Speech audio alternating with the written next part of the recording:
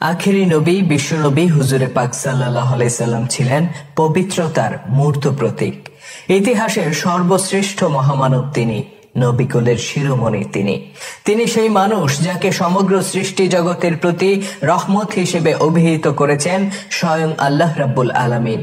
বিশ্বের শত কোটি মুসলিম হৃদয় যার প্রতি আবেগ, অনুভূতি আর ভালোবাসায় সিক্ত, যার ব্যাপারে এতটুকু মন্দ কথা উচ্চারণ করলে রক্তক্ষরণ ঘটে কোটি কোটি মানুষের হৃদয়ে, বিক্ষুব্ধ হয়ে ওঠে মোমেন মুজাহিদের আত্মা।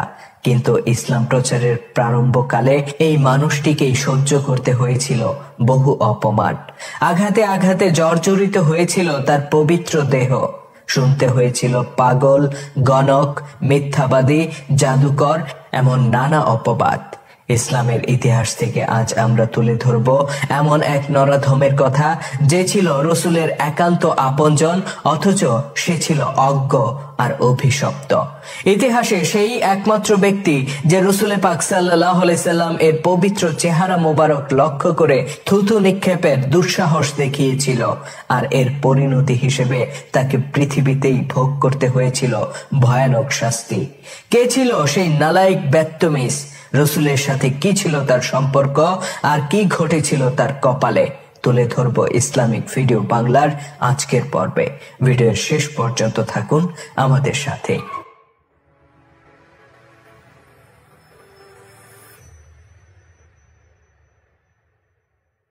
রসুলের চাচা আবু লাহাব তলব করেছে তার দুই পুত্রকে, একজন উতবা, আরেকজন উথাইবা। পুত্রদেরকে উদ্দেশ্য করে আবু লাহাব বলল, আমি আমার ভাতিজা মোহাম্মদকে নিজের প্রাণীর চেয়ে বেশি ভালোবাসতাম। যখন তার জন্ম হয়েছিল তখন আনন্দে উদ্বেলিত হয়ে আমি আমার কৃতদাসীকে আজাদ করে দিয়েছিলাম। শুধু তাই নয়, তার সাথে আত্মীয়তার বন্ধন দৃঢ় করার জন্য আমি তার দুই কন্যা রুকাইয়া আর উম্মে কুলসুমের সাথে তোমাদেরকে বিয়ে দিয়েছিলাম। কে জানতো আমার এই ভাতিজা একদিন আমাদের বংশের মুখে চুনকালি লাগাবে? কে জানতো সে আমাদের পূর্বপুরুষের ধর্মকে অস্বীকার করে নিজেকে নবী ঘোষণা করবে? হায়, যদি জানতাম তবে কখনোই তোমাদের দুজনকে তার কন্যাদের সাথে বিয়ে দিতাম না। পুত্র উতবা আর উথাইবা তখন মাথা নিচু করে মাটির দিকে তাকিয়েছিল। পিতার চোখের দিকে তাকিয়ে কথা বলার সাহস তাদের ছিল না। অতঃপর আবু লাহাব বলল, মুহাম্মদের কন্যাদেরকে তোমরা এখনই তালাক দেবে, আর এটাই আমার সিদ্ধান্ত। বড় পুত্র উতবা তার এই কথা শুনে হতভম্ব হয়ে গেল। সে বলল, আপনি কি বলছেন আব্বাজান? পিতার অপরাধের কারণে কেন আমরা তার কন্যাদেরকে শাস্তি দেব? আবু লাহাব বলল, মুহাম্মদকে কষ্ট দেওয়ার জন্যই তোমরা তাদেরকে তালাক দেবে। সে যখন জানতে পারবে তার অপরাধের কারণে তার কন্যাদেরকে তালাক দেয়া হয়েছে, তখন তার চেহারা কেমন হয় তা আমি দেখতে চাই। পিতা আবু লাহাবের এমন জিঘাংসামূলক সিদ্ধান্ত উতবা কিছুতেই মেনে নিতে পারছিল না। সে তার স্ত্রী রুকাইয়াকে প্রাণের চেয়ে বেশি ভালোবাসত। আমৃত্যু যে বন্ধন অটুট রাখার প্রতিশ্রুতি সেই স্ত্রীকে দিয়েছিল, সেই প্রতিশ্রুতির কথা স্মরণ করে তার হৃদয় উতলা হয়ে ওঠে। সে মনের মধ্যে কিছুটা সাহস সঞ্চার করে পিতা আবু লাহাবকে বলে, আব্বাজান, আপনি আপনার ভাতিজাকে কষ্ট দিতে কেন এত মরিয়া? আমার অন্য চাচারাও তাকে নবী হিসেবে গ্রহণ করেননি, তথাপি তারা কেউই তাকে কষ্ট দেন না। আমাদের বনু হাশিম গোত্রের অধিকাংশ লোকই তার নতুন ধর্মের আহ্বান প্রত্যাখ্যান করেছে, কিন্তু তারা তাকে অত্যাচারী কুরাইশদের হাতে ছেড়ে দেয়নি। বরং বাইরের কেউ তাকে কষ্ট দিতে এলে তারা সকলে মিলে তাকে রক্ষা করে, তার নিরাপত্তা দেয়। কেবল আপনি ব্যতিক্রম। আপনি তাকে কষ্ট দেওয়ার জন্য সবসময় উদ্গ্রীব হয়ে থাকেন। এটা কি অন্যায় নয়? এটা কি আরবদের হাজার বছরের ইতিহাস ঐতিহ্যের প্রতি অসম্মান নয়? ছেলে উতবার মুখে এমন কথা শুনে রেগে অগ্নিশর্মা হয়ে ওঠে আবু লাহাব। তার উজ্জ্বল চেহারা মুহূর্তের মধ্যে রক্তবর্ণ ধারণ করে। সে চিৎকার করে বলে, নিচু লোকেরা তাদের কন্যা সন্তানদেরকে জন্মের পরেই জীবন্ত কবর দিয়ে দেয়। কত ভালো হতো যদি আমিও তোমাকে জন্মের পরেই কবর দিয়ে দিতাম। পিতার মুখে এমন কথা শুনে উতবা তার ভাষা হারিয়ে ফেলে। সে মাথা নিচু করে নির্বাক দাঁড়িয়ে থাকে। অতঃপর নীরবতা ভাঙে তার পাশে দাঁড়িয়ে থাকা আবু লাহাবের অপর পুত্র উথাইবা। সে বলে, আব্বাজান, ভাই উতবা যা বললেন আমি কখনোই আপনাকে তা বলবো না। আমি এখনই আমার স্ত্রীকে তালাক দিচ্ছি। অভিশাপ আমার স্ত্রী উম্মে কুলসুমের প্রতি আর অভিশাপ তার পিতার প্রতি। অতঃপর সে তৎক্ষণাৎ নবী তনয়া উম্মে কুলসুমকে তালাক দিয়ে দেয়। আর প্রবল পারিবারিক চাপের মধ্যে উতবাও বাধ্য হয় তার স্ত্রী রুকাইয়াকে তালাক দিতে। এই সংবাদ যখন রসুল পাক সাল্লাল্লাহু আলাইহি সাল্লামের কাছে পৌঁছে নিজের কন্যাদের ব্যথা বেদনায় তার হৃদয় চূর্ণ হয়ে যায়। নবী পরিবারে সেদিন কান্নার মাতম উঠেছিল। আর এটাই চেয়েছিল চাচা আবুল আহাব ও তার স্ত্রী উম্মে জামিল। তারা দিনের পর দিন রসুলের পরিবারকে উৎপীড়ন করে গেছে, কিন্তু তাদের খায়েশ তাতে মিটেনি। অবশেষে তারা বেছে নেয় চূড়ান্ত জিঘাংসার পথ।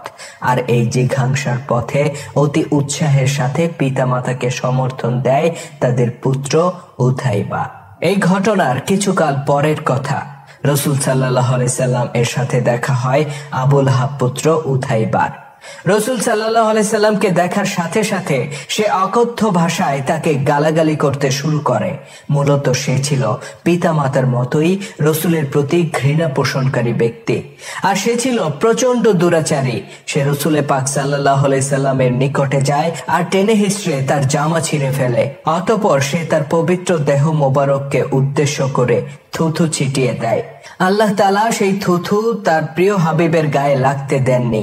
তথাপি নিজের চাচাতো ভাই এবং এককালের জামাতা উথাইবার এমন আচরণে আল্লাহর হাবিব ভীষণ কষ্ট পান। নিজের কন্যাদের তালাকের ঘটনার ক্ষত তখনও তার হৃদয় থেকে শুকিয়ে যায়নি। এর মধ্যে উথাইবার এমন পাশবিক আচরণ তাকে ভীষণ মর্মাহত করে তোলে। নিজের অজান্তেই তার মুখ দিয়ে বের হয়ে আসে এক অভিশাপ, হে উথাইবা, একটি নিকৃষ্ট কুকুরও তোমাকে পরাজিত করবে। অভিশপ্ত উথাইবা জানত না নবীজির দীর্ঘশ্বাসের সাথে বেরিয়ে আসা এই অভিশাপ তার জীবনে বয়ে আনবে মর্মন্তুদ পরিণতি। কিছুকাল পরের কথা। পিতা আবুল আহাবের সাথে ব্যবসার কাজে সিরিয়া গমন করে উথাইবা। জারকা নামক স্থানে রাত্রি যাপনের জন্য তাঁবু ফেলে তাদের কাফেলা। স্থানীয় লোকেরা এই জায়গায় তাঁবু ফেলতে দেখে তাদেরকে সতর্ক করে বলে, এখানে রাতের বেলায় হিংস্র প্রাণীরা ঘোরাফেরা করে। তোমরা যদি সাবধান না থাকো তাহলে প্রাণনাশের আশঙ্কা রয়েছে। স্থানীয়দের কথার সত্যতা দেখা যায় কিছুক্ষণ পরেই। একটু অন্ধকার নেমে আসলেই তারা দেখতে পায় একটা হিংস্র বাঘ তাদের তাঁবুর চারপাশে ঘোরাফেরা করছে। আবুল আহাব ও উথাইবা উভয়ের আত্মা তখন কেঁপে ওঠে। তাদের মনে পড়ে যায় রসুলের দেয়া সেই অভিশাপের কথা, একটি নিকৃষ্ট কুকুর উথাইবাকে পরাজিত করবে।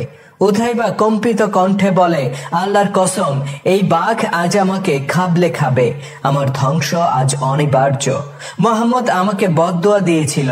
আজ আমি সিরিয়ায় অবস্থান করছি, অথচ সে মক্কায় বসে থেকেই আজ আমাকে হত্যা করবে। উথাইবাকে এতটা উতলা হতে দেখে আবুল আহাব তাকে সান্ত্বনা দেওয়ার চেষ্টা করে। সে বলে, হে পুত্র, আমরা অবশ্যই তোমাকে রক্ষা করব। অতঃপর আবুল আহাবের সিদ্ধান্ত ক্রমে উথাইবার তাঁবুর চারপাশে বৃত্তাকারে অনেকগুলো ওট শুইয়ে দেয়া হয়।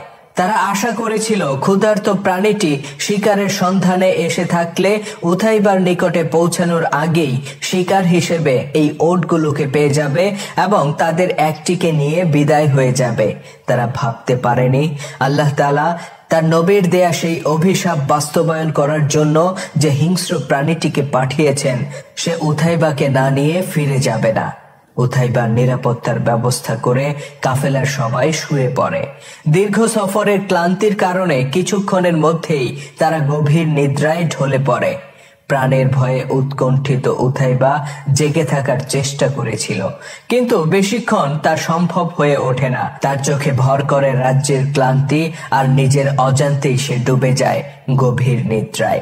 আর এটাই ছিল তার জীবনের শেষ নিদ্রা। প্রভাতে সূর্যের আলো ফুটে ওঠার সাথে সাথে কাফেলার ঘুম ভেঙে যায় আবুল আহাবের চিৎকার শুনে। তারা ছুটে গিয়ে দেখে উথাইবার তাঁবুর নিকটে মাটিতে বসে বুক চাপড়ে মাতম করছে আবুল আহাব। তারা সেখানে উথাইবাকে খুঁজে পায় না, বরং খুঁজে পায় তার রক্তাক্ত কাপড় আর মাটিতে দেখতে পায় তার নাপাক রক্তের গভীর দাগ। তাদের বুঝতে বাকি থাকে না যে আশঙ্কা নিয়ে তারা ঘুমিয়েছিল সেই আশঙ্কাই সত্য হয়েছে। তারা বিস্মিত হয়েছিল এটা ভেবে যে এত চমৎকার ওট থাকতে প্রাণীটি কেন উথাইবাকে বেছে নিল, আর হিংস্র প্রাণীটির আগমন সত্ত্বেও ভীত উটগুলো কেন বিন্দু মাত্র শব্দ করলো না, উথাইবাই বা কেন চিৎকার করলো না। তারা জানতো না এটা ছিল উথাইবার অবধারিত পরিণতি। রসুলের সাথে দুশ্মনী করে ক্ষমা পেয়েছিল বহু কুরাইশ।